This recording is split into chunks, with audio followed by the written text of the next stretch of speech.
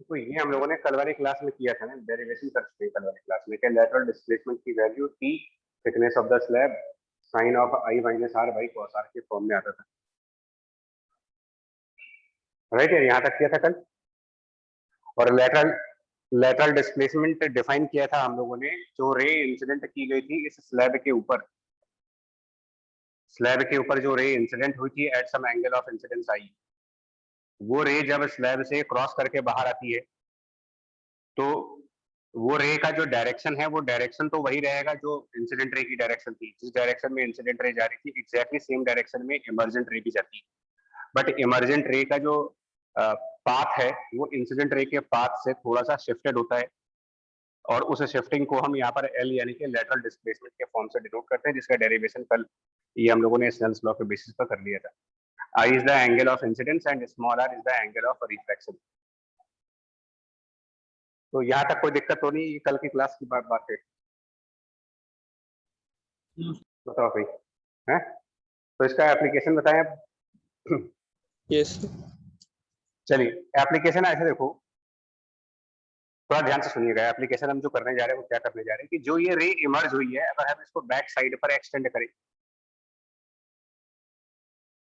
Suppose that ये जो रे इमर्ज हुई है इसको हम बैकवर्ड एक्सटेंड करते हैं,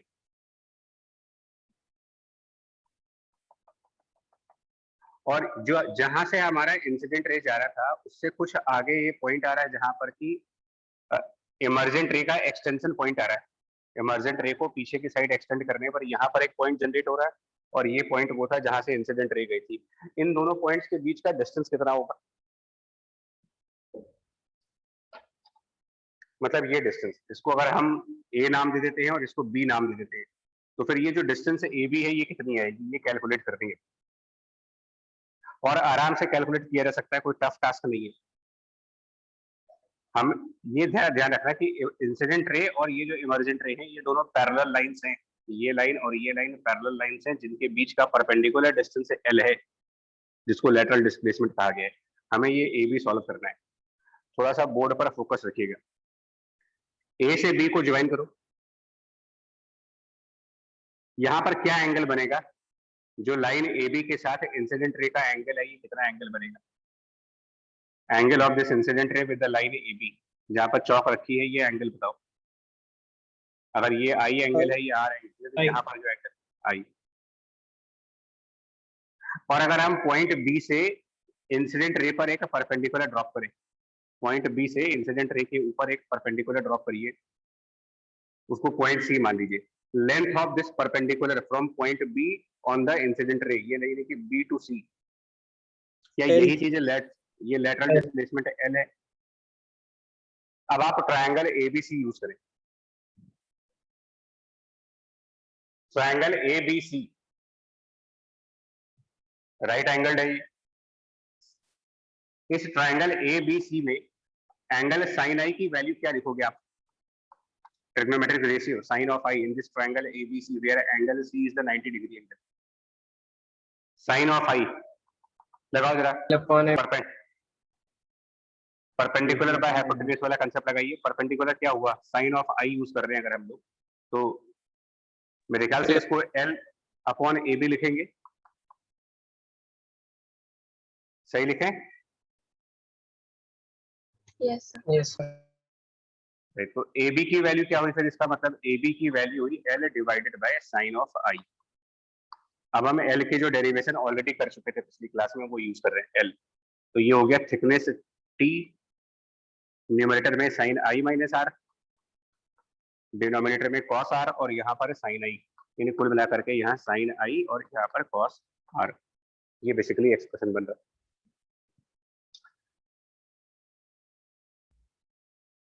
मैथ ही चल रही है इसमें बहुत सारी। अच्छा, अब क्योंकि ये रिफ्रैक्शन है तो स्नेल्स लॉ भी वैलिड रहेगा। स्नेल्स लॉ वैलिड रहेगा तो स्नेल्स लॉ के हिसाब से sine i upon sine r वो हम लिख सकते हैं sine of i upon sine of r according to the Snell's law. मान लेते हैं कि स्लैब के आउटसाइड जो मीडियम है उसको म्यू एस यू आर मतलब सराउंडिंग, और ये म्यू स्लैब स्लैब और सराउंडिंग, क्या लिखे sine i by sine r according to Snell's law? Sine i upon sine r, mu of slab divided by mu of surrounding. तो surrounding हो सकता है कि एयर ना हो, सराउंडिंग में हो सकता है पानी हो, वाटर हो, ऑयल हो, तो कोई भी रिफ्रैक्टिव इंडेक्स स्लैब के बाहर हो सकती है। अब यहाँ पर एक और अप्रोक्सीमेशन यूज करने जा रहे हैं। वो अप्रोक्सीमेशन क्या यूज करने जा रहे हैं कि अगर हमारा एंगल ऑफ इंसिडेंस आई काफी छोटा है, under that approximation if the angle of incidence I tending towards 0 degree.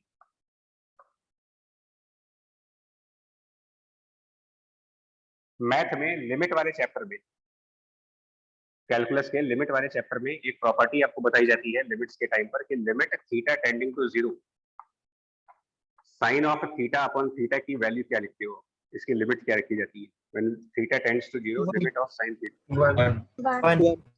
1। इसका मतलब क्या होता है कि जब थीटा काफी छोटा हो जाता है तो साइन थीटा और थीटा बराबर बराबर हो गए, तभी तो 1 आ रहा आंसर। Yes sir. तो फिर हम यहाँ जो साइन आई है इसको क्या लिख सकते हैं?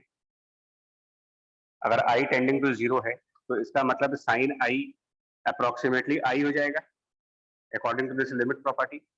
और लिमिट वाले ही चैप्टर में, मैथ के ही लिमिट वाले चैप्टर में, जब लिमिट थीटा टेंडिंग टू 0 होती है तो cos of theta when the limit theta tending to 0, इसको 1 कहते हैं। Limit of cos theta when the theta tends to 0 is 1। जिसको अगर आइडिया ना हो तो आप लिमिट्स वाले चैप्टर में जाओ, बहुत एलिमेंट्री लेवल पे है, 12th लेवल पर भी बताया जाता है ये सब चीज। तो जब एंगल आई बहुत छोटा होगा तो ऑब्वियस सी बात है, जब आई छोटा होगा तो आर भी छोटा होगा, क्योंकि इनका रेशियो कांस्टेंट है। तो i is small, obviously r will be small, and then sine of r को भी हम आर लिखेंगे। लेकिन जहां पर cos आई बनेगा उसको हम लोग 1 के बराबर करेंगे लिमिट वाले कंसेप्ट से, और जहां पर cos ऑफ आर बनेगा उसको भी हम 1 के बराबर करेंगे फ्रॉम द लिमिट कंसेप्ट। अब ऐसे में ये जो ए बी बन रहा है, इसको अगर हम ट्रिग्नोमेट्रिकली एक्सपेंड करते हैं तो रिजल्ट क्या बनेगा? देखिए, t sine i minus r का एक्सपेंशन करते हैं, expansion of sine i minus r by the formula of sine A minus B. पहला टर्म आएगा साइन आई कॉस आर।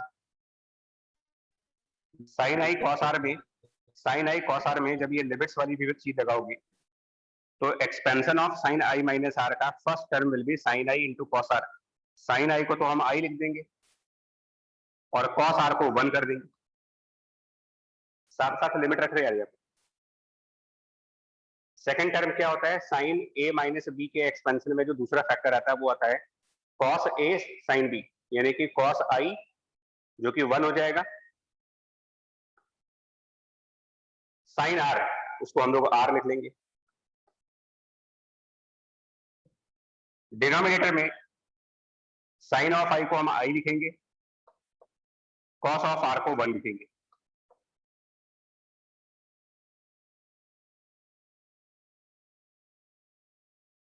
और एक और चीज, sine i by sine r, फिर से ये लिमिट लगानी है आपको, साइन आई को आई और साइन आर को आर। तो जो sine i upon sine r है, ये रिलेशन भी हमारा under the limiting conditions, sine i को हम स्मॉल आई रखेंगे और साइन ऑफ आर को स्मॉल आर रखेंगे, तो this is equal to the mu slab and divided by mu surrounding. For a time being इसको मैं म्यू डिनोट कर देता हूँ, मतलब इस रेशियो को म्यू लिख लेते हैं, बाद में इसको सिंपल कर देंगे। So that means कि I by R is mu and therefore angle R can be written as I divided by, ये R हम यहाँ पर सब्स्टिट्यूट करेंगे, न्यूमरेटर में जो R है वहां पर सब्स्टिट्यूट करेंगे I अपॉन mu, एंड फाइनली देखते हैं क्या रिजल्ट बना।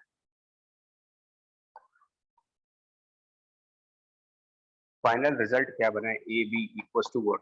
इसका रिजल्ट देखो, स्मॉल r को रिप्लेस करो I अपॉन mu, I into 1 minus 1 into i upon mu, और नीचे भी I है, सिंप्लीफाई करोगे ना तो कुछ ऐसा आंसर आएगा, ए बी की वैल्यू आएगी t into 1 minus 1 by mu. एक बार अपने आप करके जरूर देखो। Yes sir. यस। आ रहा है?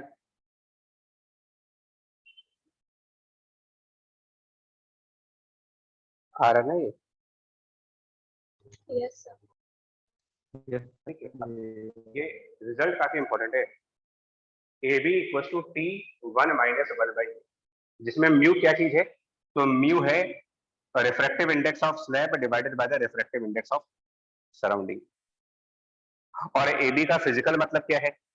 ए बी जो निकाल रहे हैं उसका फिजिकल मतलब क्या है कि जिस पॉइंट से आपकी इंसिडेंट रे ने स्टार्ट किया था और इमर्जेंट रे एक्सटेंड करके जिस पॉइंट पर आ रही है, उन दोनों पॉइंट के बीच के का डिफरेंस, गैप, ये डिफरेंस कैलकुलेट कर रहे हो t into 1 - 1/μ under the limiting conditions that angle i and angle r both are tending toward zero value. काफी छोटे एंगल पर रे को इंसिडेंट किया गया। अब इसकी एप्लीकेशन देखो।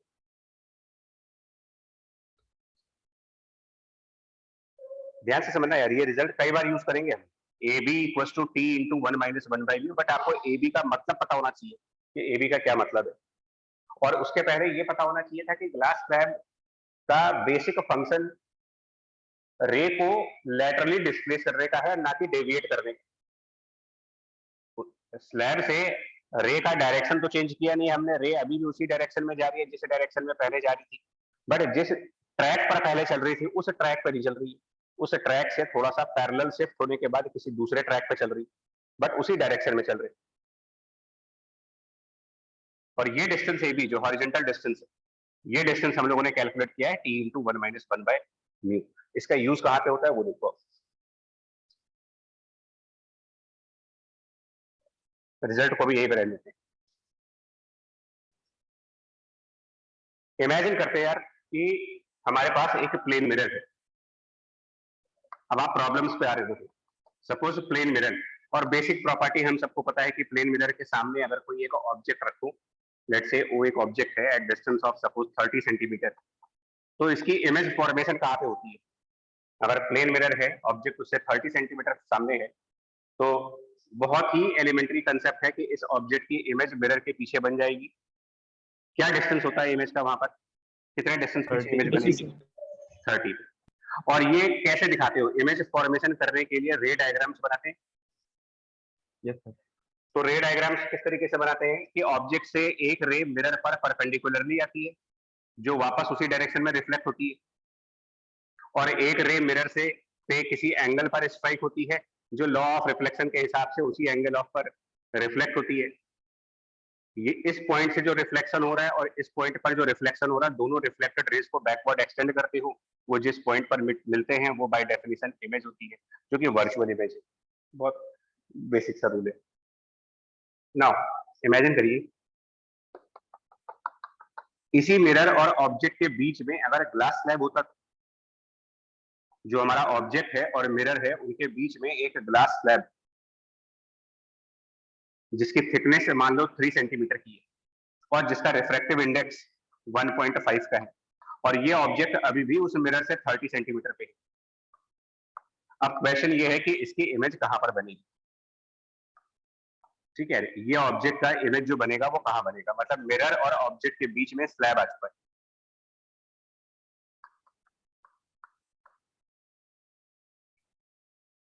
कैसे करेंगे? देखो,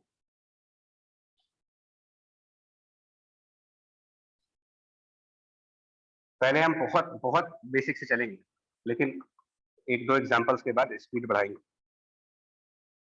ऑप्टिक्स में कोई भी कंसेप्ट समझने के लिए सबसे आसान तरीका है रे डायग्राम्स। स्टार्ट करो, ऑब्जेक्ट ए से एक रे बिल्कुल हॉरिजॉन्टल लेके चलो। ये रे कहीं पर भी डेविएट नहीं हो सकती क्योंकि परपेंडिकुलर जा रही है, तो ये रे सीधी जाएगी और मिरर से वापस इसी डायरेक्शन में रिफ्लेक्ट हो जाएगी, सेम डायरेक्शन में।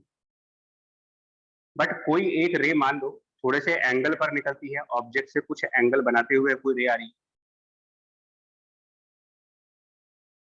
क्या ये रे आगे इसी इसी पाथ पर जा पाएगी जिस पाथ पर निकली थी? क्या यही वाला पाथ आगे मिलेगा आपको? तो अब आंसर नहीं मिलेगा। यही चीज नहीं हो पाएगी। क्यों नहीं हो पाएगी? क्योंकि जो स्लैब है उसका बेसिक काम होता है, बेसिक रोल होता है, जो भी रे उसके ऊपर इंसिडेंट होगी उसको पैरेलली शिफ्ट करेंगे, लैटरली डिस्प्लेस करेंगे। तो स्लैब से निकलने के बाद ये रे इस पाथ पर नहीं होगी, वो उससे थोड़ा शिफ्टेड होगी, क्योंकि अंदर यहाँ रिफ्रैक्शन हो चुका होगा।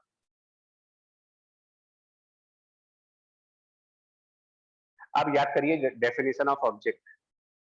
किसी भी ऑप्टिकल डिवाइस का ऑब्जेक्ट कैसे डिफाइन किया जाता है? किसी भी ऑप्टिकल डिवाइस के ऑब्जेक्ट की डेफिनेशन कहती है कि उस डिवाइस पर जो रे इंसिडेंट हुई है, उन इंसिडेंट रेस का पॉइंट ऑफ इंटरसेक्शन जो होता है वो ऑब्जेक्ट होता है।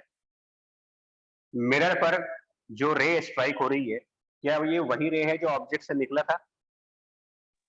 जो रे ऑब्जेक्ट से निकला था, क्या ये वाली रे आगे जाकर के मिरर पर स्ट्राइक करेगी, या फिर ये जो रे लेटरल डिस्प्लेस हो चुकी है, ये वाली रे मिरर को स्ट्राइक करेगी? तो क्लियर आंसर है कि लेटरल डिस्प्लेसमेंट के बाद वाली जो रे है, यही रे मिरर पर स्ट्राइक कर रही है। मतलब दिस रे is the incident ray for the mirror and this is also incident ray for the mirror. तो ये दोनों इंसिडेंट रेज जिस पॉइंट पर इंटरसेक्ट होंगी, वो पॉइंट मिरर के लिए बाय डेफिनेशन ऑब्जेक्ट। ये दोनों रेस कहां पर इंटरसेक्ट होंगी, उसके लिए इस स्लैब से इमर्ज की गई जो रे है, स्लैब की जो इमर्जेंट रे है, इसको बैकवर्ड लेके जाओ। स्लैब की इमर्जेंट रे को जब हम बैकवर्ड एक्सटेंड करेंगे तो ये कहीं यहाँ कहीं पर गिर। डेफिनेशन के हिसाब से यही पॉइंट हमारे मिरर के लिए ऑब्जेक्ट है। आ रहा है यार यहाँ तक समझ में भाई? Yes sir. अब हाँ, मतलब मिरर के लिए वो पॉइंट ऑब्जेक्ट नहीं माना जाएगा। मिरर के लिए ओ से आगे कोई पॉइंट है जिसको कि हम अपना ऑब्जेक्ट मानेंगे। This point is considered as object for this plane mirror. तो ये जो पॉइंट है, ये मिरर से कितने कितने डिस्टेंस पर है? यही डेरिवेशन अभी हम लोगों ने किया था कि अगर ये पॉइंट हम ओ डैश मान लें, तो अभी थोड़ी देर पहले जिसको हमने ए बी डिराइव किया था ना, ए और बी, वही चीज ओ और ओ डैश के फॉर्म में है। यानी ये जो डिस्टेंस है ओ से ओ डैश तक का, ये डिस्टेंस इसी का डेरिवेशन किया गया था और इसका डेरिवेशन करके आया था हमारा टी इंटू 1-1/v, जिसको यहां पर कैलकुलेट करें तो thickness is 3 centimetre and mu is 1.5। 3 centimetre और 1.5, ये डिस्टेंस 1 सेंटीमीटर आएगा कैलकुलेट करने के बाद। यानी कि ओ से ओ डैश तक का डिस्टेंस 1 सेंटीमीटर है और ओ डैश ऑब्जेक्ट है इस मिरर का। तो ये ऑब्जेक्ट मिरर से कितने डिस्टेंस पर हुआ? 29 सेंटीमीटर पे। यानी कि जो मिरर इमेज कंस्ट्रक्ट करेगा वो मिरर से कितना पीछे होगा? 29। बिना स्लैब के इमेज 30 सेंटीमीटर पीछे बन रही थी, लेकिन जब स्लैब बीच में डाल दिया है तो मिरर अपने से 29 सेंटीमीटर पीछे जाकर के इमेज फॉर्म कर रही है। क्योंकि जो मिरर पे रे आ रही है ना, वो ऑब्जेक्ट से निकलने वाली रे डायरेक्टली मिरर पर नहीं जा पा रही। स्लैब ने बीच में इस रे को लेटरल डिस्प्लेस किया, जिस वजह से मिरर पर जो रे इंसिडेंट हुई है उसका पॉइंट ऑफ इंटरसेक्शन ओ ना होकर के ओ डैश पॉइंट है। ओ से ओ डैश तक का डिस्टेंस का डेरिवेशन किया गया है टी इंटू 1-1/म्यू। ये लेंथ 1 आ रही है, 30 - 1 यानी कि 29। बट अभी भी ना आंसर कंप्लीट नहीं हुआ है। देखिए थोड़ा सा हम इसको भी और एक्सटेंड कर लेते हैं, डायग्राम बड़ा बनाना पड़ेगा।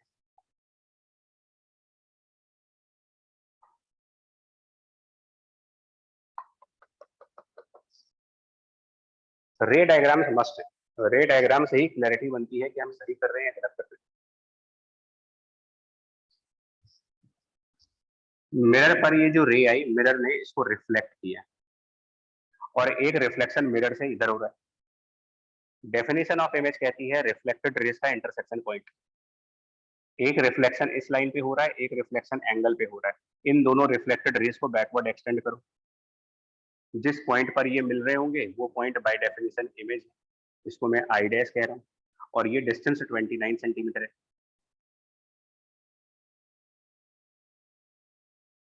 यहाँ तक कोई दिक्कत तो नहीं है भाई? बता दो। No sir. ठीक है, ओके।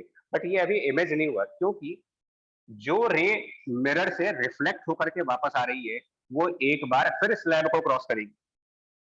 तो मिरर से रिफ्लेक्ट होने के बाद जब रे आई तो वो वापस स्लैब से क्रॉस करेगी। अब स्लैब इसको उसी डायरेक्शन में आगे प्रोपोगेट नहीं करेगी, सेम डायरेक्शन में रे आगे नहीं जा सकती। यही basic function of the slab है। ये फिर से लैटरली डिस्प्लेस होगा, मतलब क्योंकि यहाँ रिफ्रैक्शन हो जाएंगी, रिफ्रैक्शन के बाद ये रे जब निकलेगी तो जाएगी उसी डायरेक्शन में, लेकिन लैटरल डिस्प्लेसमेंट करके जाएगी। यही मैं कल से बोल रहा था आपको, यार आपको ये बात समझनी पड़ेगी कि स्लैब का काम क्या होता है।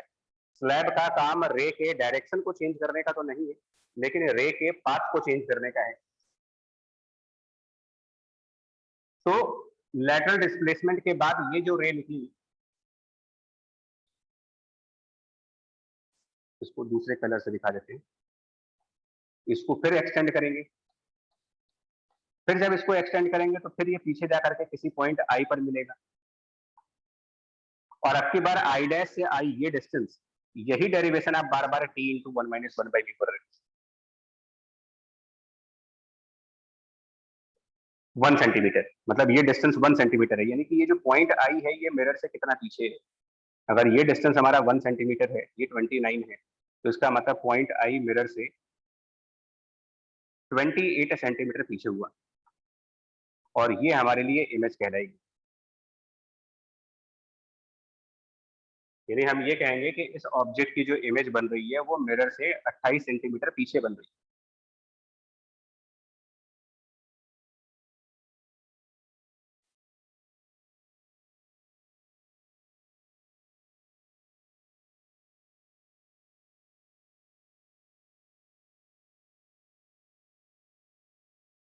नहीं ऐसा नहीं, या आया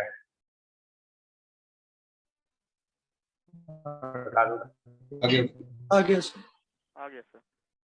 रोल ऑफ स्लैब समझो। स्लैब का काम थोड़ा खतरनाक है। खतरनाक इसलिए है कि अगर पहली बार पढ़ रहे हो तो टफ लग सकता है, और जिन्होंने नहीं पढ़ा है वो गलतियां करते हैं। कितना फर्क पड़ गया, जब स्लैब नहीं था तो हम कह रहे थे कि इमेज 30 सेंटीमीटर पीछे बनेगी, लेकिन जब स्लैब है तो हम कह रहे हैं कि इमेज 28 सेंटीमीटर पीछे बनेगी।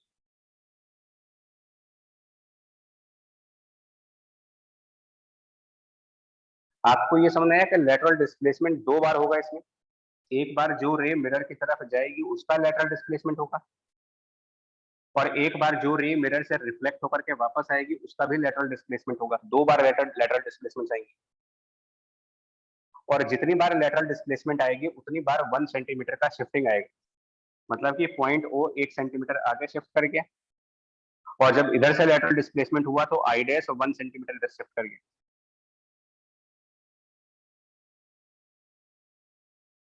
क्या तुम लोग को ये समझ में आ गया कि t into 1 minus 1 by mu कौन से डिस्टेंस को रिप्रेजेंट कर रहा है? यस यस आ रहा है ना तुम्हें? ये इसका ध्यान रखिए।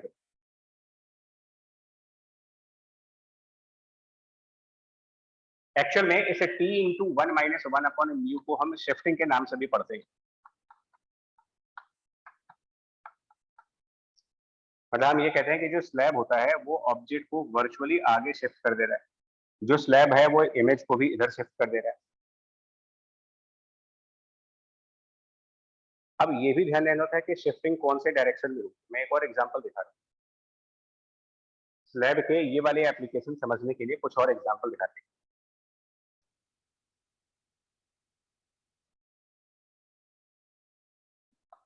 जैसे एग्जांपल नंबर 2 मान लेते हैं। सपोज कॉनकेव मिरर का एग्जांपल लीजिए। अभी प्लेन मिरर का एग्जांपल था, कॉनकेव मिरर का एग्जांपल लीजिए।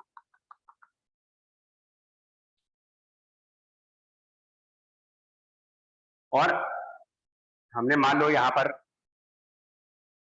कोई एक ऑब्जेक्ट प्लेस किया, और ऑब्जेक्ट और मिरर के बीच में हमने कोई एक स्लैब इंट्रोड्यूस किया है। सिंप्लिसिटी के लिए एक बार फिर से इसको 3 सेंटीमीटर मान लेते हैं, और एक बार फिर इसका रिफ्रैक्टिव इंडेक्स 1.5 मान लीजिए, just for simplification of the calculation part कि हमारा टाइम सेव हो जाए। और ऑब्जेक्ट इस मिरर से कुछ डिस्टेंस पर है, radius of the mirror 40 centimetre, और मान लेते हैं कि जो ऑब्जेक्ट है वो इस मिरर से कुछ अराउंड 61 सेंटीमीटर पे। 61 मैंने इंटेंशनली लिया है, 1 करके एक्स्ट्रा लिया। मैं सिर्फ कैलकुलेशन सिंपल करना चाहता हूँ। इमेज कहाँ पर बनेगी, क्वेश्चन है इमेज कहाँ होगी। Find the location of image. देखो एक बार और समझा रहे हैं यार, और बहुत अच्छे से समझना, ये एग्जांपल्स बहुत आते हैं। ऑब्जेक्ट से कोई एक रे मिरर की तरफ निकली, क्या वो रे उसी डायरेक्शन में जा करके मिरर को हिट करेगी जिस डायरेक्शन में ऑब्जेक्ट से निकली है? सेम डायरेक्शन में मिरर पे जाएगी? नो यस बीच में स्लैब है, बीच में डायरेक्शन वही होगा, लेकिन क्या सेम पाथ पे जाएगी? नो नो नहीं होगी, क्योंकि स्लैब उसके पाथ को चेंज करेगा, यही इसका ड्यूटी है, यही इसका काम है। ये रे उसी डायरेक्शन में जाएगी, लेकिन जब स्लैब से निकलेगी तो थोड़ा शिफ्टेड होगी, पैरेलली शिफ्टेड होगी। और इस शिफ्टिंग की वजह से इसको जब हम एक्सटेंड करेंगे तो यहाँ पर एक पॉइंट बनेगा ओ डैश, जो कि इससे 1 सेंटीमीटर आगे होगा। ये 1 कहाँ से आया? ये 1 सेंटीमीटर कहाँ से कैलकुलेट किया हम लोगों ने? इससे t into 1 minus 1 by news. तो जो रे इस मिरर को स्ट्राइक कर रही है, जो रे इस मिरर पर इंसिडेंट हो रही है, इस रे का तो point of intersection O dash है। यानी एक बार फिर से इस मिरर के लिए ऑब्जेक्ट क्या माना जाएगा? पॉइंट ओ को ऑब्जेक्ट माने या पॉइंट ओ डैश को ऑब्जेक्ट माने फिर इस मिरर के लिए? ओ डैश और वो मिरर से कितने डिस्टेंस पर है? 60 सेंटीमीटर 60 सेंटीमीटर। यानी कि जो मिरर है उसके लिए जब हम मिरर वाली इक्वेशन लगाएंगे, मिरर इक्वेशन जो कि 1/v plus 1/u equals to 2/r है, तो उस मिरर इक्वेशन में 2/r रेडियस 40 है, कॉनकेव मिरर है, साइन कन्वेंशन लगाएंगे -40, 1/v पता नहीं, 1/u क्या रखेंगे ऑब्जेक्ट डिस्टेंस? 61 या 60? 60 60, लेकिन साइन कन्वेंशन में -60। इससे कैलकुलेट करके v कितना आएगा? तो v की वैल्यू कुछ 30 सेंटीमीटर आएगी, इससे -30 सेंटीमीटर।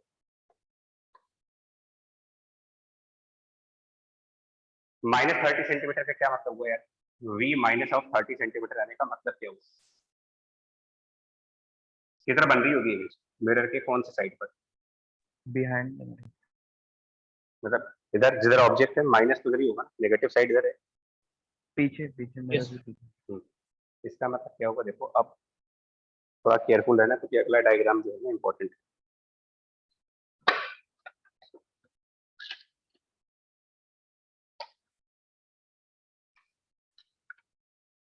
मतलब ये जो रे मिरर पे गई थी, ये रे रिफ्लेक्ट होगी, और ये रिफ्लेक्ट करके मान लो नीचे आई,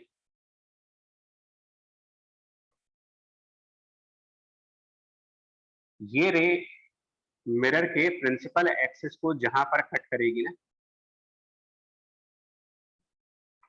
एक मिनट यार, मैं डायग्राम थोड़ा सा कोशिश करेंगे डायग्राम साफ सुथरा बने, आपको दिखे वहां तक।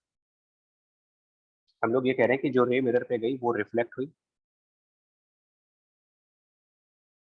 रिफ्लेक्शन के बाद वो रे मिरर के प्रिंसिपल एक्सिस के जिस पॉइंट की तरफ जा रही थी, वो पॉइंट, उसी का डिस्टेंस 30 निकाल रहे हो आप। जहां ना समझ में आए ना यार वहीं रोक देना। अगर यहाँ तक किसी भी स्टेप पर लग रहा हो कि यार कंफ्यूजन हो रही है तो वहीं स्टॉप कर दीजिए, वहीं समझा दीजिए सर। स्लैब कितने सेंटीमीटर पे रखा है उस पर भी डिपेंड करेगा? नहीं करेगा, ये मैं समझा रहा हूँ अभी। मिरर और स्लैब के बीच में क्या डिस्टेंस है उस पर कोई फर्क नहीं पड़ेगा, ये भी अभी इसको भी प्रूफ करेंगे। नहीं तो जैसे ये इमेज आ रही है स्लैब से, स्लैब के अंदर जाएगी नहीं अगर 30 से पीछे हो तो? यही तो समझाना है आपको, यही क्वेश्चन था, इसीलिए बोलो। मतलब सबके मन में ये डाउट आता है कि यार मिरर से कितनी दूर स्लैब है, ये तो दिया नहीं है आपको क्वेश्चन में, ये डिस्टेंस तो मेंशन नहीं है, तो क्या इसका कोई रोल है? क्या इस डिस्टेंस का कोई रोल है हमारे लिए? इसका आंसर कैसे मिलेगा? देखिए अभी जब हमने इसकी डेरिवेशन की थी ना, t इंटू 1 माइनस 1/u का जब डेरिवेशन किया था ए बी निकाल कर, थोड़ा सा एक बार वो पन्ना पलटो जरा, जो डेरिवेशन हुआ था उस पन्ने को पलटो। उस पन्ने में डेरिवेशन कैसे किया था देखो। हम लोगों ने पॉइंट ए से एक रे लिया था, उसको स्लैब पर डाला था, फिर उसके बाद वो अंदर गया, फिर बाहर निकला ऐसे करके, और उसको पीछे एक्सटेंड करके यहाँ पर हमने बी पॉइंट निकाला। एक बहुत केयरफुल सुनना है, जब हमने ये डेरिवेशन की और ए बी डिस्टेंस कैलकुलेट किया था टी इंटू 1 - 1/v, क्या उस पूरे डेरिवेशन में आपको पॉइंट ए स्लैब से कितनी दूर है इसकी नीड आई थी? क्या ये डिस्टेंस कहीं डेरिवेशन में यूज किया था मैंने कि पॉइंट ए स्लैब से कितनी दूर है? ध्यान से देखो, डेरिवेशन करते समय ये तो कहीं भी मेंशन नहीं हुआ था, जरूरत ही नहीं पड़ी थी। जरूरत क्यों नहीं पड़ी थी? क्योंकि हम लोगों ने डेरिवेशन क्या किया था, बी से यहाँ पर परपेंडिकुलर ड्रॉप किया था, इसको पॉइंट सी कह दिया था, हमने सारा डेरिवेशन ट्रायंगल एबीसी से किया था। तो हमें इस चीज की तो जरूरत पड़ी ही नहीं कभी कि पॉइंट ए मतलब जहां से रे निकल रही है वो स्लैब से कितनी दूर है।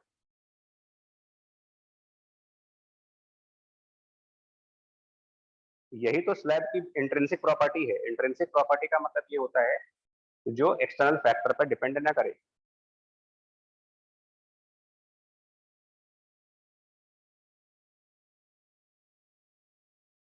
नहीं आई बात समझ में? आई डेरिवेशन एक बार खोलो के देखो ना, तब बच्चा समझ पाओगे, ऐसे नहीं कि डेरिवेशन करते समय क्या पॉइंट ए और स्लैब के बीच के डिस्टेंस का कोई यूटिलाइजेशन था?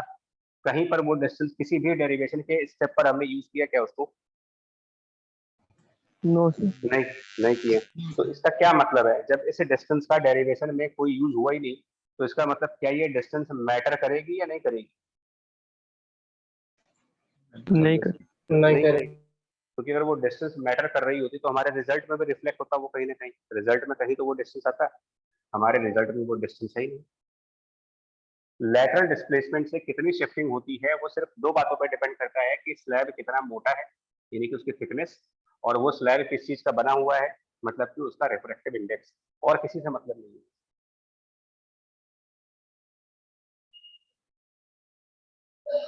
मैं इस बात को भी समझा देता हूँ, जो मन में डाउट चल रहा है ना, अगर जहां तक है कि अगर यही डाउट है तो क्योंकि कम्युनिकेशन तो प्रॉपर हो नहीं रहा, इस तरीके के डाउट्स आते हैं, मैं समझाता हूँ।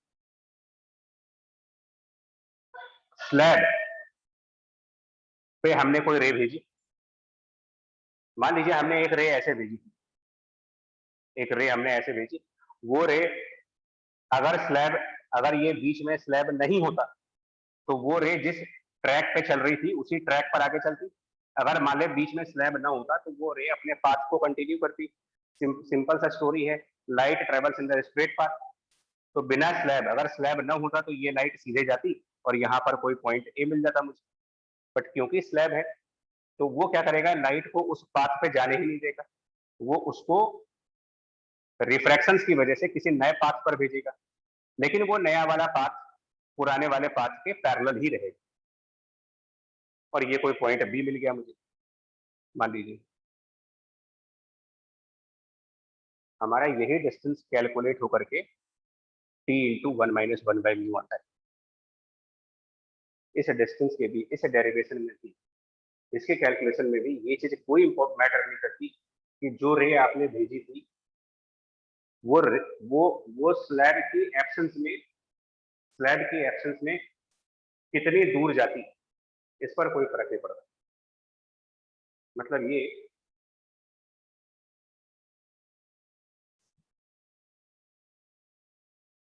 कि अगर इसी स्लैब में, एक और एग्जांपल दिखाता हूँ, इसी स्लैब में हमने कोई एक ऐसी रे भेजी होती जो स्लैब के एब्सेंस में, स्लैब की एब्सेंस में स्लैब के अंदर में किसी पॉइंट पर मिलता जाकर के, ऐसा भी हो सकता था।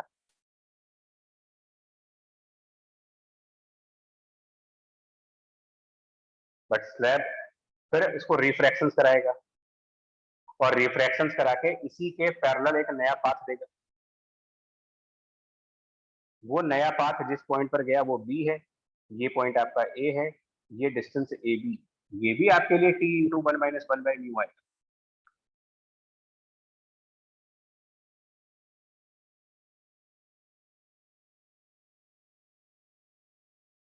तो इस पॉइंट ऐसा कोई कंफ्यूजन अगर दिमाग में चल रहा हो, पहले तो आप ये बताओ यही डाउट था, क्योंकि मुझे ये भी तो मालूम चले कि हम सही चीज समझ रहे हैं कि नहीं समझ रहे हैं। सर जो डाउट, जैसे हम ये पूछना चाह रहे थे कि स्लैब और मिरर के बीच का डिस्टेंस जैसे 50 सेंटीमीटर हो, हाँ तो अभी जो इमेज 30 पे बन रही है वो सेकेंड टाइम स्लैब में जाएगी नहीं? जाएगी ना, क्यों नहीं जाएगी, जाएगी। देखिए यहाँ अच्छा अब मैं ऑप्टिकल डिवाइसेस रे जाती है, ऑब्जेक्ट और इमेज तो जाते नहीं, नो। रे जाती है ना। तो अगर अगर इस मिरर से कोई रे रिफ्लेक्ट हुई तो क्या वो रे यहाँ जाएगी नहीं? आपका डाउट ये है, जहां तक मैं फिर से एक बार समझने की कोशिश करता हूँ, मैं डायग्राम बनाऊंगा, बताना यही डाउट होगा तो उसके बाद उसको क्लियर करेंगे।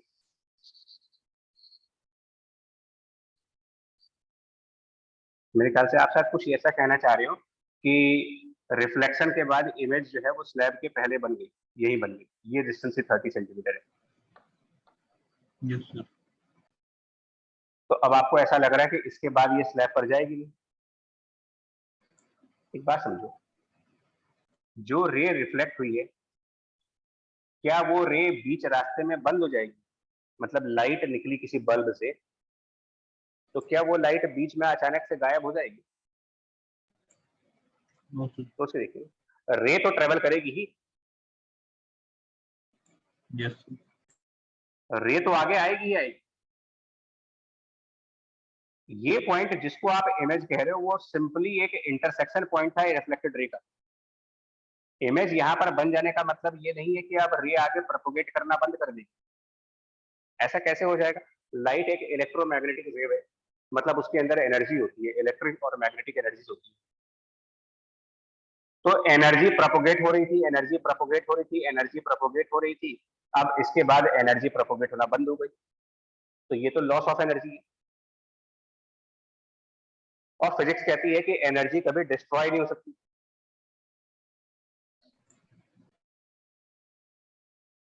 आई बात समझ नहीं आई? Yes sir. तो भले इमेज यहां बन जाए, फिर से सुनना, चाहे ये इमेज यही बन जाए कोई बात नहीं, रे स्टिल कंटिन्यू करेगी आगे जाना। और ये रे जब आगे स्लैब पर गई तो स्लैब का फंक्शन स्टार्ट हो गया, स्लैब ने इस पॉइंट के बाद इस रे का पाथ बंद कर दिया, मतलब जिस पाथ पर इसको जाना था अब उस पाथ पर नहीं जाएंगे, उसके पैरेलल एक नए पाथ पे जाएंगे, कुछ ऐसे।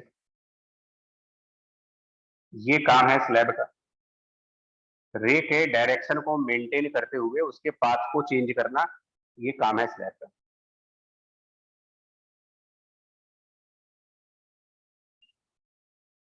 तो ये जो रे स्लैब से लैटरली डिस्प्लेस होने के बाद इसको जब पीछे एक्सटेंड करेंगे यहां कहीं पर, तो जो रे स्लैब पर इंसिडेंट हुई वो देखिए, और जो रे स्लैब से इमर्ज हुई इसको देखिए, इंसिडेंट इमर्जेंट। इंसिडेंट रे का पॉइंट यहां पर है, इमर्जेंट रे का पॉइंट यहां पर है। यही जो डिफरेंस होता है ना इंसिडेंट और इमर्जेंट रे के पॉइंट्स के बीच का डिफरेंस, यही डिफरेंस बार बार t into one minus one by mu,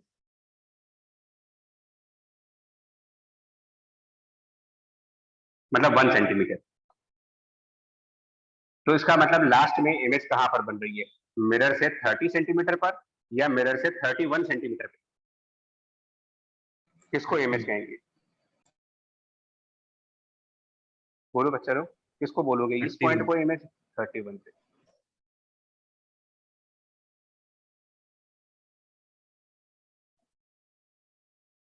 even अगर जो डाउट है वो ये कह रहे हैं कि ये डिस्टेंस के हिसाब से आंसर बदलने चाहिए, देखो फिर समझा देते हैं। अगर मान लो सिचुएशन ऐसी होती,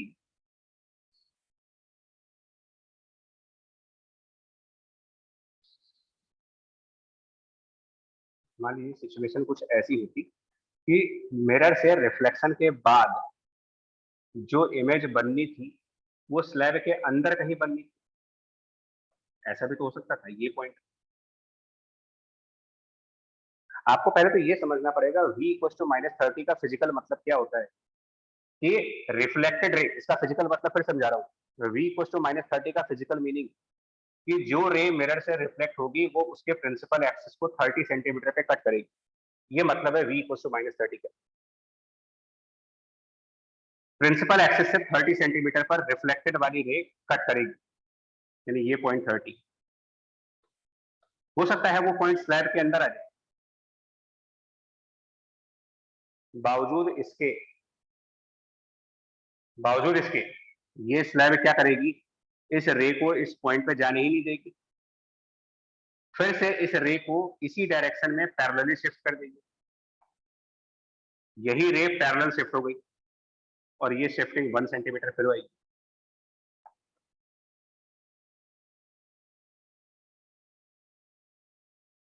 तो फिर वही हो गया 30 + 1, यानी कि फाइनली 31 सेंटीमीटर पर इमेज बनेगी, क्योंकि जो लाइट रे मिरर से रिफ्लेक्ट हुई वो प्रिंसिपल एक्सिस के 30 सेंटीमीटर वाले पॉइंट की तरफ जाती, वहां पर कट करती, तब कट करती ना जब स्लैब नहीं होता।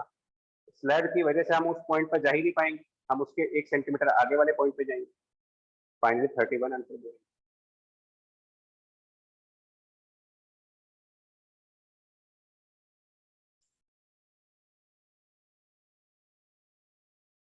हुआ क्लियर या नहीं हुआ यार? अच्छा हो गया। Yes sir. Yes. सभी लोग को शिफ्टिंग में आपको इससे कोई मतलब नहीं होना चाहिए कि रे कितने दूर से आ रही है, कितनी डिस्टेंस पर स्ट्राइक करती, मतलब कि shifting by the slab universal value है, कांस्टेंट वैल्यू है P × 1 - 1/u, चाहे वो इमेज यहाँ बन रही हो, यहाँ बन रही हो, चाहे यहाँ बन रही हो, कुछ नहीं फर्क पड़ता उससे।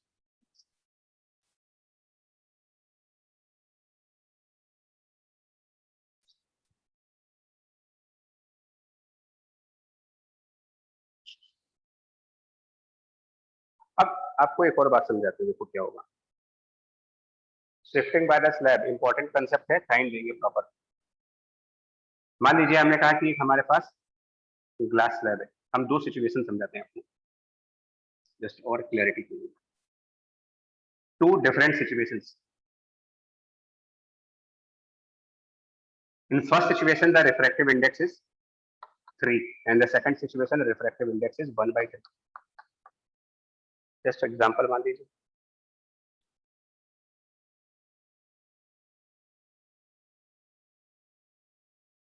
और हमने क्या किया, दोनों ही कंडीशंस में, और थिकनेस को हम यहाँ पर मान लो 6 सेंटीमीटर मानते हैं।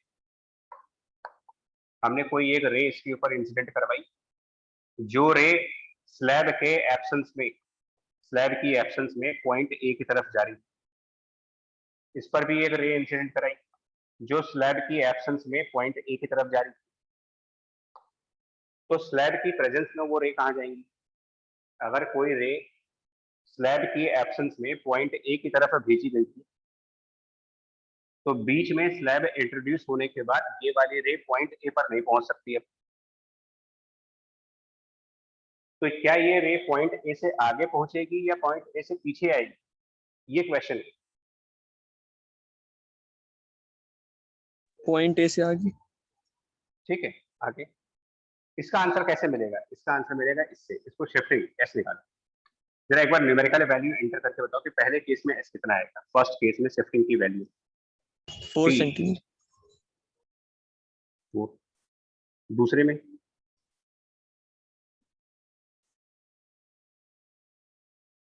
6 1 - 1/1/3। देखो कितना आएगा सेकंड केस में, शिफ्टिंग कितनी है? -12 सेंटीमीटर। -12 सेंटीमीटर। -12 सेंटीमीटर। ये +1 - 1/3 हो गया 2/3, और 6 12/3 4। हाँ ये सही है। तो ऐसा भी तो हो सकता है ना कि शिफ्टिंग प्लस में भी आ सकती है और शिफ्टिंग माइनस में भी आ सकती है। इसका क्या मतलब हुआ भाई? प्लस माइनस शिफ्टिंग का मतलब क्या हुआ?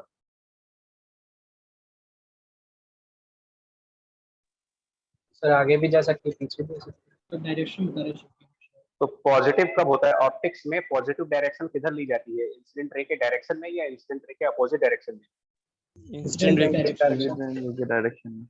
तो पॉजिटिव शिफ्टिंग आने का मतलब हम शिफ्ट किस तरफ करेंगे? In the direction of incident ray shift करना है या इंसिडेंट रे के अपोजिट डायरेक्शन में शिफ्ट करना है? In the direction.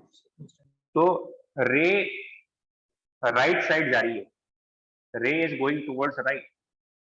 इसका मतलब ये स्लैब जो लेटरल डिस्प्लेसमेंट करेगा वो राइट साइड की तरफ करेगा, यानी रिफ्रैक्शन होगी, and after lateral displacement the point will be shifted to the right side by the distance of 4 centimeter.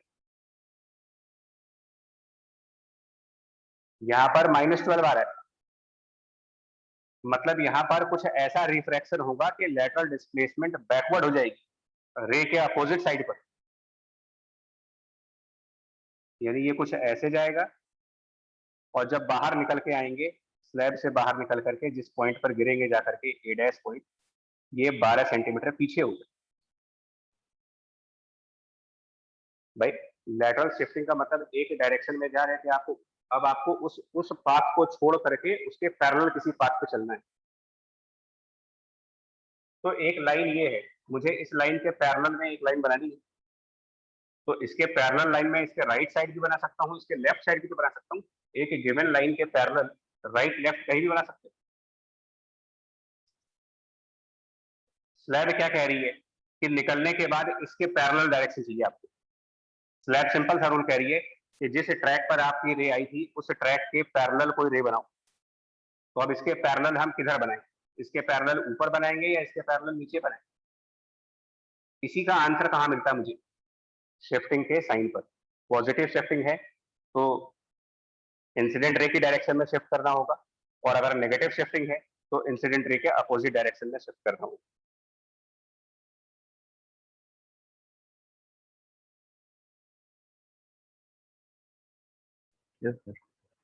ठीक है, ये भी फंसेगा मामला क्वेश्चन में, तो इसको ध्यान रखना। शिफ्टिंग अगर नेगेटिव आती है तो परेशान होने की कोई जरूरत नहीं है। नेगेटिव शिफ्टिंग सिर्फ ये बताती है कि इंसिडेंट रे के बैकवर्ड लेटरल डिस्प्लेसमेंट हुआ है। नेक्स्ट पॉइंट है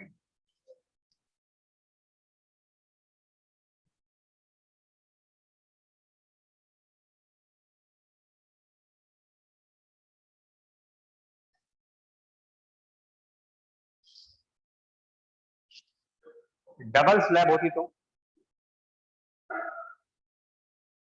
डबल स्लैब हो अगर, बहुत ध्यान से सुनना वरना है कंफ्यूजन। पहली बात तो मुझे ये बताओ कि जब हमने डेरिवेशन किया है आज का जो डेरिवेशन हम लोगों ने किया है, उस डेरिवेशन में ये जो म्यू है वो डिफाइन किसको किया गया था? किस चीज को हमने डेरिवेशन करते वक्त म्यू लिखा था? Mu of slab upon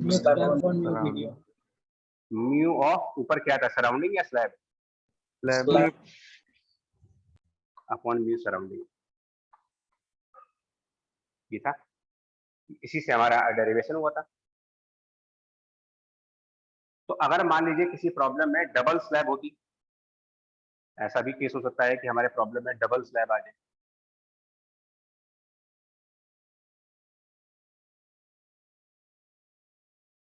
slab number 1 and slab number 2।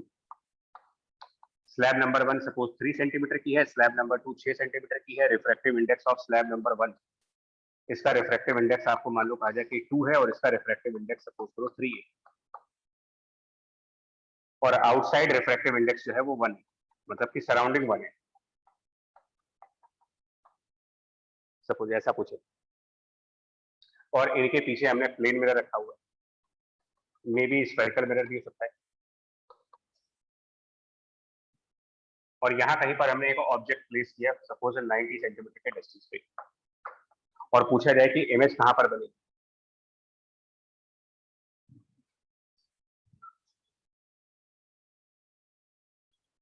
तो ये रिजल्ट आपने पढ़ा है ना शिफ्टिंग का, t into 1 minus 1 by mu, where mu means slab divided by surrounding। आपको करना होगा यही फॉर्मूला यूज करिए स्लैब 1 के लिए, और यही फॉर्मूला यूज करिए स्लैब 2 के लिए, और पता करिए कि टोटल शिफ्टिंग कितनी आई। मतलब कि मल्टीपल स्लैब, जहां पर भी मल्टीपल स्लैब आएंगे वहां पर shifting net will be summation of shifting of each slab। हर एक स्लैब की शिफ्टिंग निकालेंगे और ऐड करेंगे। कैसे निकालेंगे वो देखो। पहले वाले स्लैब के लिए शिफ्टिंग का फॉर्मूला लगाते हैं, फर्स्ट स्लैब के लिए t मतलब कि 3, 1 माइनस 1 बाई म्यू, म्यू मतलब slab upon surrounding, slab is 2, surrounding is 1, 2 upon 1, तो 1 minus 1 upon mu, where mu is slab by surrounding 2 by 1 यानी कि 2, तो 1 माइनस 1 बाई 2 यानी 1 बाई 2 यानी कि 3 इंटू 1 बाई 2 1.5 आ जाएगा ये, plus second slab T is 6, यहाँ पर 6 हो गया, 1 minus 1 by mu, again mu. Now second slab के लिए हमको म्यू मतलब स्लैब डिवाइडेड बाय सराउंडिंग, तो slab is 3, surrounding is 1, 3 by 1, यहाँ पर 3 बाई 1 यानी कि 3 आ जाएगा, 1 माइनस 1 बाई 3 और मल्टीप्लाइड बाय थिकनेस जो कि 6 सेंटीमीटर है, 4 आ जाएगा।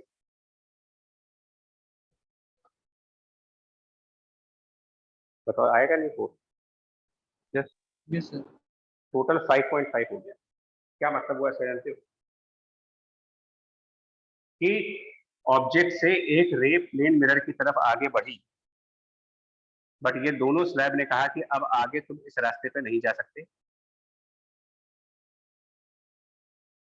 पॉजिटिव 5.5 आ रहा है, 5.5 पॉजिटिव आ रहा है, तो ये रे लैटरल डिस्प्लेसमेंट करेगी और अब इसको जब हम पीछे एक्सटेंड करेंगे तो ये पॉइंट आपका 5.5 सेंटीमीटर आगे शिफ्टेड है, ये शिफ्टिंग का मतलब हुआ।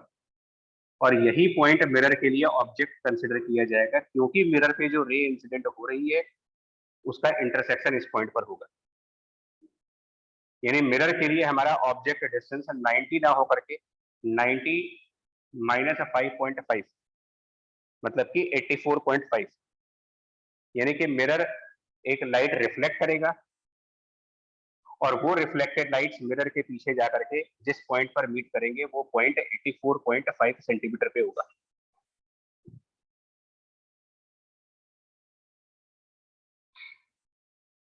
बट ये इमेज नहीं है,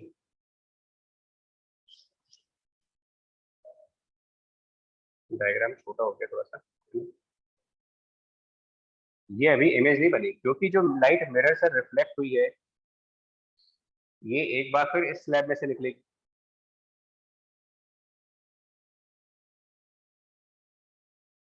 हमारा शिफ्टिंग पॉजिटिव आया था कि नेगेटिव आया था? पॉजिटिव। और पॉजिटिव शिफ्टिंग का मतलब हमको इंसिडेंट रे की डायरेक्शन में शिफ्ट कर जाते हैं। तो अब रिफ्लेक्शन के बाद जो रे स्लैब के ऊपर इंसिडेंट होगी उसका डायरेक्शन तो लेफ्ट साइड है ना, मतलब अब मिरर से रिफ्लेक्ट होकर के तो रे लेफ्ट जा रही है, तो लेफ्ट साइड अगर कोई रे जा रही है और पॉजिटिव शिफ्टिंग हो रही है तो हमको लेफ्ट साइड पर शिफ्ट करना पड़ेगा, यानी ये रे स्लैब से एक बार और लैटरल डिस्प्लेसमेंट करेगी, एक बार और लैटरली डिस्प्लेस होगी और शिफ्टिंग रे की डायरेक्शन में होगा, अगेन 5.5 का होगा। सो फाइनल इमेज जो बनी वो कितने डिस्टेंस पर बनी आप बताओ? फाइनली इमेज मिरर से कितना पीछे ये डिस्टेंस? 70. आराम से देख लो क्वेश्चन, क्योंकि इसमें होता है स्ट्रेस आती है, कंफ्यूजन भी होती है। सर दूसरी बार की शिफ्टिंग लेफ्ट की तरफ कैसे हुई दोबारा बता दीजिए। देखिए हमको ये देखना होता है कि जो स्लैब के ऊपर जो रे आई है वो कौन से डायरेक्शन में आई। पहली बार इस स्लैब के ऊपर जो रे जा रही है वो राइट साइड जा रही है या लेफ्ट साइड जा रही है? इस रे को देखिए, ये रे पहली बार स्लैब के ऊपर गई राइट साइड, तो हमने राइट शिफ्ट किया। दूसरी बार जब स्लैब पर रे आई तो उसका डायरेक्शन लेफ्ट है ना, क्योंकि सेकंड टाइम तो स्लैब पर रे तब आएगी जब इस मिरर से रिफ्लेक्ट हो, यस सर। तो सेकंड टाइम मतलब पहले मिरर रिफ्लेक्ट करेगा, रिफ्लेक्शन के बाद वो रे अब लेफ्ट साइड जा रही, तो हमने 5.5 लेफ्ट डायरेक्शन में शिफ्ट किया है। हमको शिफ्टिंग उसी डायरेक्शन में करनी होगी जिस डायरेक्शन में रे स्लैब के ऊपर इंसिडेंट हुई है। Yes sir. आई बात समझ में भी? Yes sir. ठीक है, तो final image is 79 centimetre behind the mirror, इसका आंसर।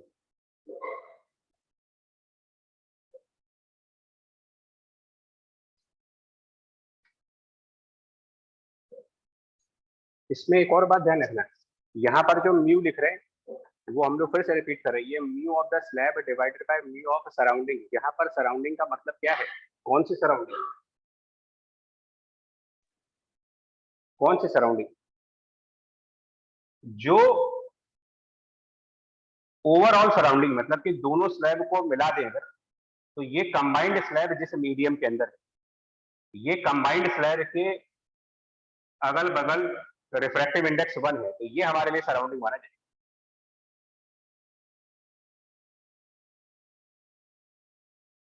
मतलब जब हम यहाँ पर म्यू कैलकुलेट करेंगे ना, इस फॉर्मूले में जो म्यू डालना है वो वाला म्यू जब हम यहाँ पर कैलकुलेट करेंगे तो इक्वल टू इस स्लैब का रिफ्रैक्टिव इंडेक्स डिवाइडेड बाय, इसमें जब जाएंगे तो भी यही काम करेंगे, इस स्लैब का refractive index divided by, division में क्या रखना है आपको?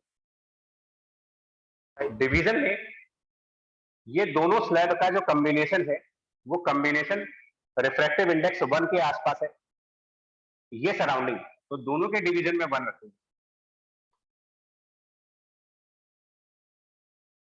सराउंडिंग मतलब कॉमन सराउंडिंग, कॉम्बिनेशन की सराउंडिंग, स्लैब्स के कॉम्बिनेशन की क्या सराउंडिंग है, वो सराउंडिंग यहाँ पर भी रखनी है और वही सराउंडिंग यहाँ पर भी रखनी है।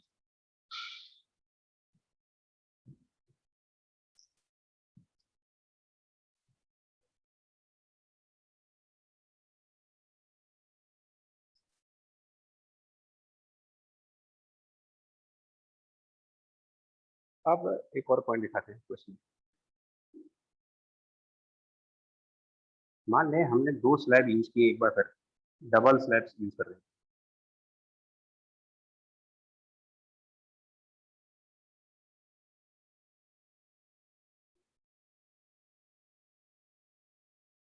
बट अब ये दोनों स्लैब थोड़े से गैप पर है, बीच में गैप है, एयर एयर एयर,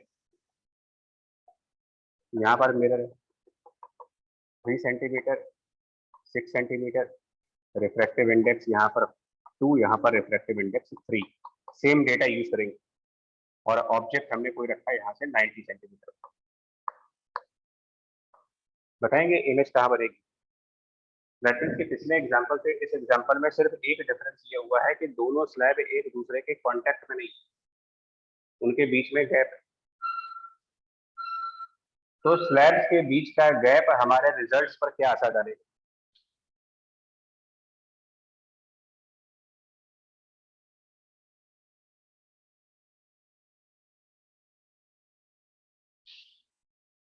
यही सब डाउट आएंगे क्वेश्चन करते समय, यही कंफ्यूजन आएंगी, यही डाउट आएंगे।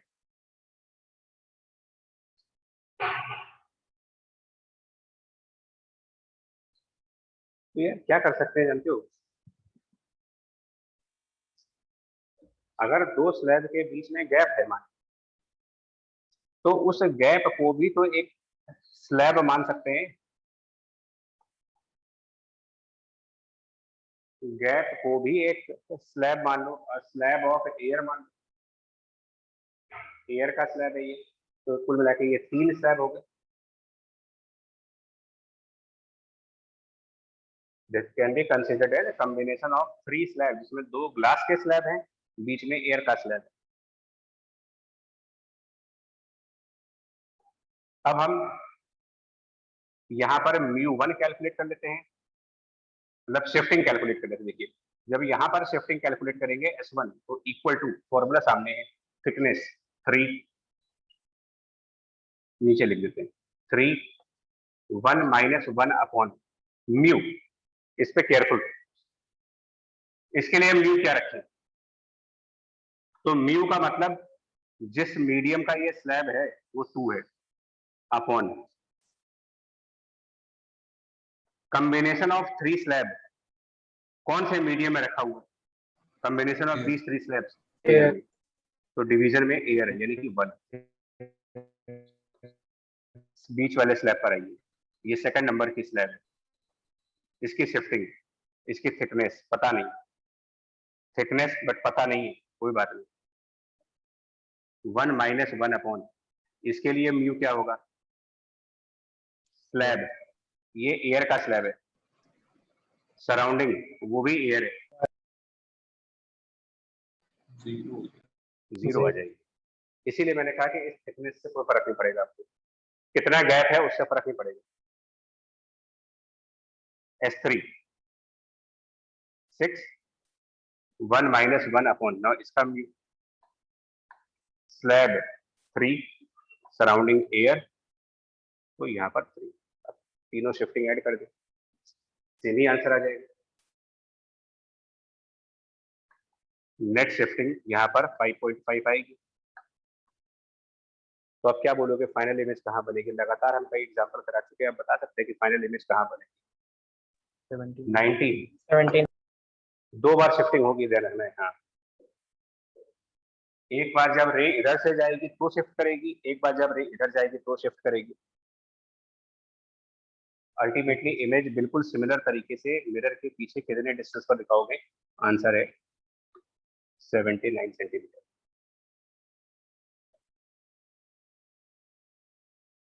मतलब कुल मिलाकर अगर आप ऑब्जेक्टिव ट्रिक देखना चाहते हो तो हम लोग क्या करते हैं जानते हो? ऑब्जेक्ट के डिस्टेंस में से शिफ्टिंग की डबल वैल्यू माइनस कर दो।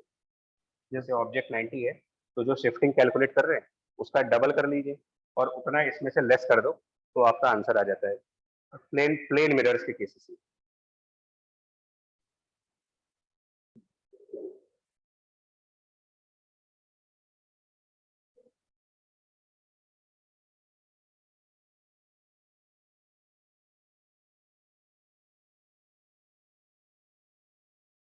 बच्चा लोग आ रहा समझ में? Yes, sir. Yes, sir. Yes, sir. Yes, sir. Slab को अप्लाई करना, स्लैब के रिजल्ट का यूज करना हम सिखा रहे हैं आपको, और स्पेशली इस रिजल्ट का। ठीक है,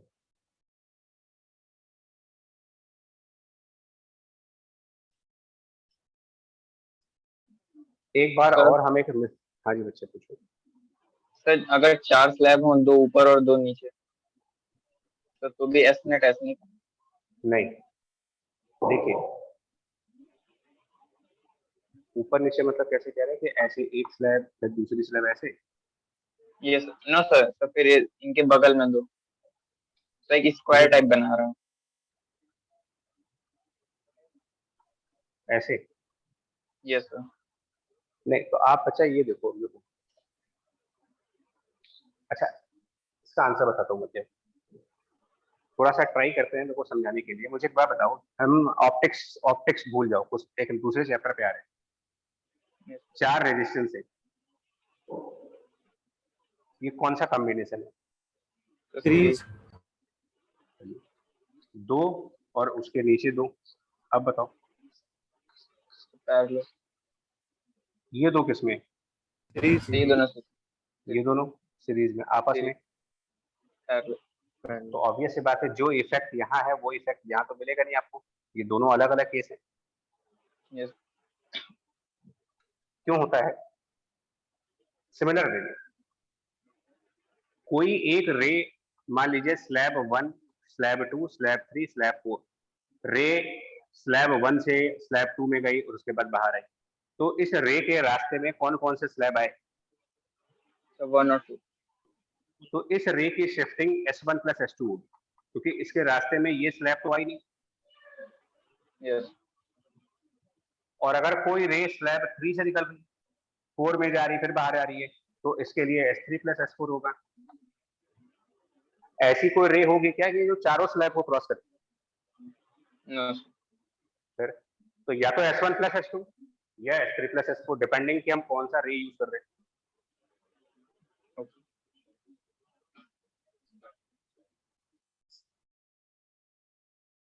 एक और क्वेश्चन देखेंगे यार। कॉनकेव मिरर, अगेन रेडियस है 60 सेंटीमीटर मान लेते हैं इस बार, ये 30 सेंटीमीटर है, रेडियस इज 30। यहाँ पर इनके सामने ग्लास स्लैब है, थिकनेस 3 सेंटीमीटर, रिफ्रैक्टिव इंडेक्स इसका 3/2, सराउंडिंग एयर।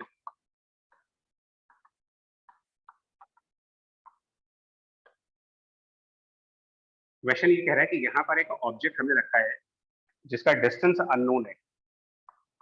ऑब्जेक्ट की डिस्टेंस अननोन है, लेकिन ये बताया गया है कि जो इमेज फॉर्म हो रही है वो ऑब्जेक्ट वाले पॉइंट पर ही बन रही है। ऑब्जेक्ट एंड इमेज कोइंसाइड कर रहे हैं, ये लैंग्वेज है question. Image coincides with object, then what is the value of d?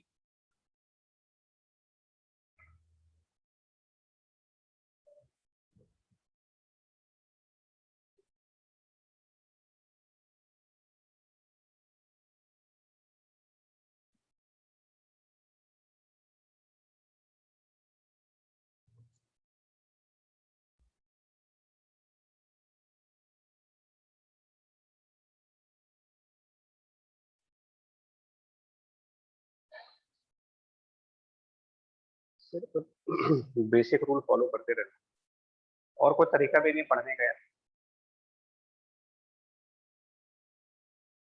Basic rule किसको बोलते हैं? फॉलो द रे डायग्राम्स। स्टार्ट करो, ऑब्जेक्ट से रे निकला, शिफ्ट कर जाएगा, मतलब स्लैब के बाद डायरेक्शन बदल जाएगी इसकी, सॉरी पाथ बदल जाएगा, डायरेक्शन नहीं। मतलब ये रे शिफ्टेड है। कितना शिफ्टेड है बता पाएंगे? तो ये पॉइंट ओ डैश कितना कितना आगे शिफ्टेड, शिफ्टेड कितना है? 1 सेंटीमीटर 1 सेंटीमीटर की शिफ्टिंग। ये बताओ कॉनकेव मिरर में क्या कोई ऐसा केस होता है जहां पर ऑब्जेक्ट और इमेज एक साथ एक ही जगह पर बनते हैं? कॉनकेव मिरर में कोई ऐसा केस याद करिए जहां पर आपसे कहा जाए कि ऑब्जेक्ट और इमेज दोनों सेम पॉइंट्स पर बन जाते हैं। Centre of curvature centre of curvature. Mirror के लिए कौन ऑब्जेक्ट है, ओ या O dash?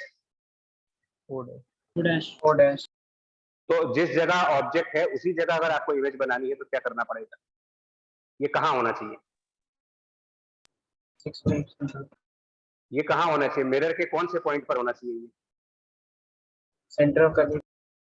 Centre of curvature पे, क्योंकि centre of curvature he mirror का ऐसा पॉइंट होता है जहां पर अगर आप ऑब्जेक्ट रखते हो तो इमेज भी उसी जगह बन जाती है। तो O dash must be at the center of curvature, यानी कि अगर ये सेंटर ऑफ कर्वेचर है तो यहां से मिरर तक का जो डिस्टेंस है रेडियस होना चाहिए।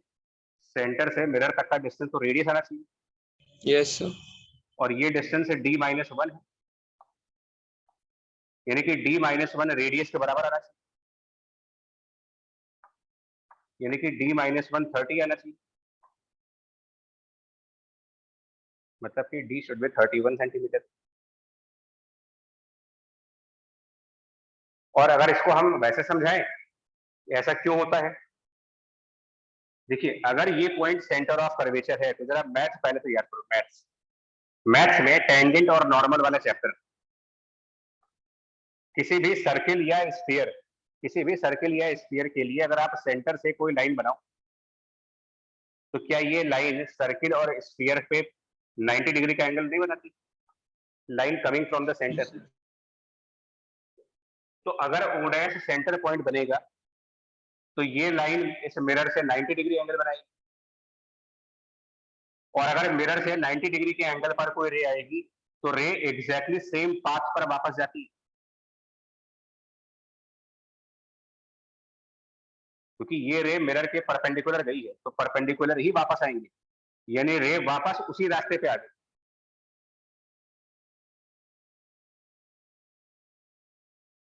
और जब रे अपने पाथ पर रिवर्स हो गया, जिस रास्ते से गए उसी रास्ते पर लौट गए, इधर लौटे, फिर लेकिन ये स्लैब क्या करेगा? जब इस रास्ते पर लौटोगे तो ये स्लैब क्या करेगा? क्या इसी रास्ते पर रे को आगे भेजेगा? जिस रास्ते पे आ रहे हो यही रास्ता आगे जाएगा? नहीं, स्लैब इसको फिर लैटरली डिस्प्लेस करेगा, इस रास्ते से डिस्प्लेस करके इस रास्ते पर भेज देगा।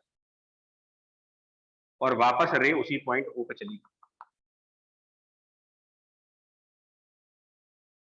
अगर इसको रे डायग्राम से समझना चाहते हैं तो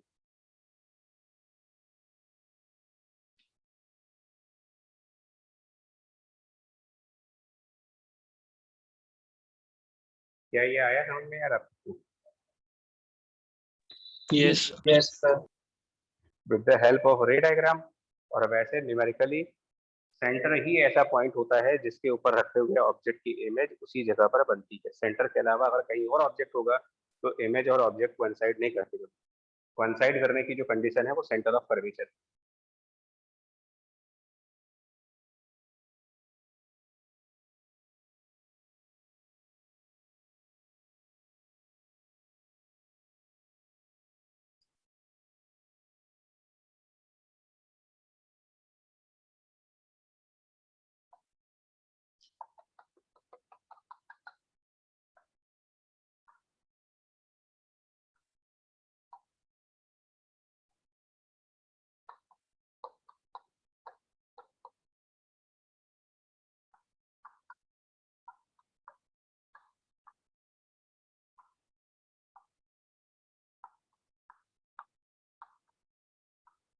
बताओ जी इसकी इमेज कहाँ बनेगी?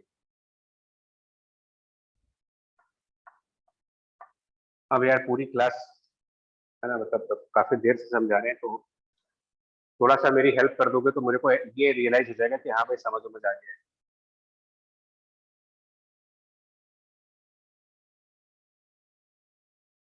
मिरर के लिए हम ऑब्जेक्ट डिस्टेंस से क्या रखेंगे बताइए? 1/v plus 1/u equals to 1 upon मतलब 2/r। क्या हम u की जगह 23 रखें? No, ये बताओ क्या ये करेंगे कि नहीं करेंगे? नहीं करेंगे, ये नहीं करना है। ऑब्जेक्ट डिस्टेंस 23 नहीं रखना है। क्यों नहीं रखना है? क्योंकि स्लैब है रास्ते में, बीच में स्लैब है। बस यही काम समझना है। तो क्या रखेंगे u की जगह? 20 क्योंकि स्लैब से निकलेगी रे, फिर ऐसे जाएगी, फिर आगे पहुंच जाएगी। तो स्लैब ने लेटरल डिस्प्लेसमेंट करके ओ डैश पॉइंट को ऑब्जेक्ट बना दिया, क्योंकि शिफ्टेड है। शिफ्टेड फॉर्मूला लगा करके शिफ्टिंग जो आएगी वो 3 आ जाएगी सर। तो ओ डैश ऑब्जेक्ट है, यानी कि मिरर से 20 सेंटीमीटर पर। तो ये हम रखेंगे यहाँ -20। और रेडियस कितना रखेंगे? कॉन्वेक्स मिरर है, प्लस रेडियस +40। बताओ v कितना है? 10 cm प्लस माइनस plus अब क्या मतलब हुआ इसका यार? 10 सेंटीमीटर प्लस में आ रहा है। ध्यान रखिएगा v का मतलब क्या होता है। v का मतलब होता है मिरर से जो लाइट रिफ्लेक्ट होगी। मीनिंग ऑफ v कि जो लाइट मिरर से रिफ्लेक्ट होगी वो मिरर के प्रिंसिपल एक्सिस को जितने पॉइंट पर कट करेगी। ये डिस्टेंस आपका 10 सेंटीमीटर। ये मतलब है v का। बट ये रिफ्लेक्टेड लाइट स्लैब के अंदर से जाएगी ना। 7 हो गया। हाँ, यही बार बार समझे। yes sir. अब इसका मतलब अब थोड़ा बहुत समझ आ गया। ये रिफ्लेक्टेड लाइट एक बार फिर स्लैब से जाएगी। स्लैब इसको फिर शिफ्ट कर देगा। किधर शिफ्ट कर देगा? 10 से और आगे राइट साइड पर, या 10 से लेफ्ट साइड पर? लेफ्ट left side हाँ, तो अब इस स्लैब के अंदर जो रे जा रही है ना वो लेफ्ट डायरेक्शन में जा रही है। नाउ द रे इज टुवर्ड्स लेफ्ट। तो यहाँ पर लेफ्ट शिफ्टिंग करो। लेफ्ट करेंगे तो इधर की तरफ, यानी कि ये रे एक बार फिर स्लैब के अंदर से निकली, बाहर गई, लेटरली डिस्प्लेस हुई, और ये शिफ्टिंग हुई 3 सेंटीमीटर इधर। और ये हमारा फाइनल इमेज कहलाता है कि ये इमेज होती है। यानी कि इमेज मिरर से कितने सेंटीमीटर पे बन रही है? तो आंसर हुआ 7 सेंटीमीटर। 7 सेंटीमीटर मिरर के राइट साइड पर इमेज होती है।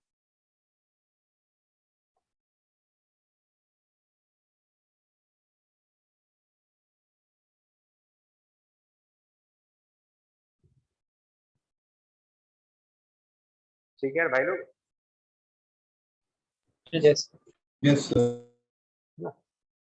ये है shifting by the glass mirror का एप्लीकेशन पार्ट जो होता है। मतलब प्लेन मिरर और स्फेरिकल मिरर में, लेंसेज में भी होता है और भी जगहों पे होता है, बट लेंस अभी पढ़ा ही नहीं हम लोगों ने। तो मिरर्स पढ़े थे, मिरर्स के अंदर इनका एप्लीकेशन दिखाया। सिंगल स्लैब की एप्लीकेशन, मल्टीपल स्लैब की application, gap between the slab, ये सब केसेस हों। अगर तुम इस पूरे लेक्चर को समराइज करोगे तो ये समझ में आ जाएगा कुल मिलाकर के यही एक फॉर्मूला आज की क्लास में सीखा है आपने। आज के पूरे क्लास में सिर्फ यही फॉर्मूला है जो काम का है, यही फॉर्मूला यूज करते जाने। पॉजिटिव शिफ्टिंग को रे के डायरेक्शन में शिफ्ट करना है और नेगेटिव शिफ्टिंग को रे के अपोजिट डायरेक्शन में शिफ्ट करना है। मिरर के केसेस में 2 बार शिफ्टिंग होती है। 2 बार शिफ्टिंग इसलिए होती है कि एक बार जब रे मिरर की तरफ जाती है तो शिफ्ट करती है, और एक बार जब उस मिरर से रिफ्लेक्ट होते हैं तो शिफ्ट करते हैं। 2 बार शिफ्टिंग करते हैं इसमें।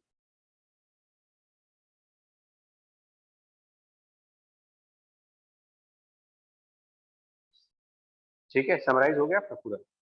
यस यस यस तो स्लैब खत्म हो गया बच्चा। अब आपका जो नेक्स्ट क्लास है वो प्रिज्म के ऊपर है, डेविएशन बाय द प्रिज्म, और प्रिज्म के बाद फिर हम लेंसेज के ऊपर देंगे। ठीक है, चलो तो आज इतना ही रखते हैं। सर शीट का एक डाउट था।